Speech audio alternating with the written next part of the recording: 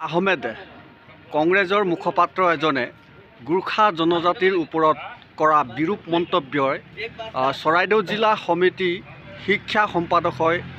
আপুনি কি ক'ব বিচাৰে? হয়, আজি অসমৰ মুখপাত্ৰ সচিব চিৰাজুদ্দিন আহমেদ যিটো আমাৰ গোৰ্খা জনগোষ্ঠীক লৈ যিটো তেওঁ বিভ্ৰান্তিমূলক বক্তব্য আগবঢ়াইছে, তেওঁক আমি কেতিয়াও সদৌ অসম গোৰ্খা ছাত্ৰ সন্থা চৰাইদেউ জিলা সমিতিয়ে আমি কেতিয়াও সহ্য কৰিব নোৱাৰোঁ। এয়া স্পষ্ট কথা।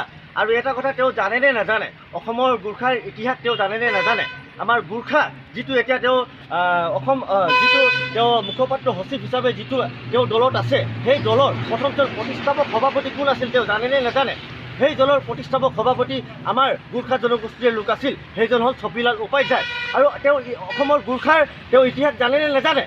অসমৰ যিটো আমাৰ ভাষা আন্দোলনত যিটো অসম আন্দোলনত আমাৰ ছগৰাকীকৈ গোৰ্খা সন্তান শ্বহীদ হৈছিল, তেওঁ জানেনে নাজানে? সেই ইতিহাস তেওঁ অধ্যয়ন কৰা জৰুৰী। আৰু অসমৰ যিটো আমাৰ বৰ্তমান আমাৰ অসম প্ৰদেশ কংগ্ৰেছ সমিতিৰ সন্মানীয় সভাপতি গৌৰৱ গগৈ ডাঙৰীয়া তেওঁক বৰ্তমান তাৰিখত তেওঁ নিলম্বিত কৰিছে। অকল তেওঁক নিলম্বিত কৰিলে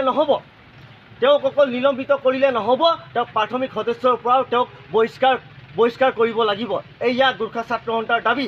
আৰু এটাই কথা স্পষ্ট কৰিব বিচাৰিছোঁ, অনাগত দিনত এনেকৈ বিভ্ৰান্তিমূলক বক্তব্যৰ পৰা তেওঁলোকে বিৰত থাকক।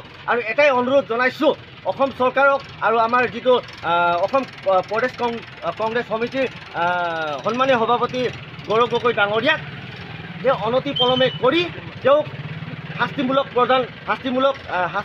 কিবা এটা তেওঁক প্ৰদান কৰক। আৰু তেওঁক যিটো প্ৰাথমিক গোটৰ পৰা তেওঁক বহিষ্কাৰ কৰক। এয়া আমাৰ দাবী। আৰু এটাই কথা অসম চৰকাৰক দাবী, তেওঁক অনতিপলমে কৰি তেওঁক শাস্তি এটা বিহিত ব্যৱস্থা কৰক। আৰু এটাই কথা, গোৰ্খা ছাত্ৰ সন্থাই আমাৰ গোৰ্খা ছাত্ৰ সন্থাই কেতিয়াও অসমখনত আমি ক্ষান্ত হৈ নাথাকোঁ। আছে খুকুৰি হাতত লোৱা নাই, কিন্তু এই খুকুৰি যদি আমি হাতত লওঁ, কিন্তু তেওঁলোক ম্যাদখিনিত ৰক্ষা নাই। এয়া স্পষ্ট কথা।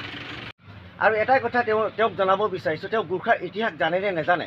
বাবু ছপিলাল উপাধ্যায় তেওঁ ইতিহাস জানেনে নাজানে? তেওঁ সেই কথাটো জানেনে নাজানে? আৰু এই অসম আন্দোলনৰ ক্ষেত্ৰত, অসমৰ ভাষা আন্দোলনৰ ক্ষেত্ৰত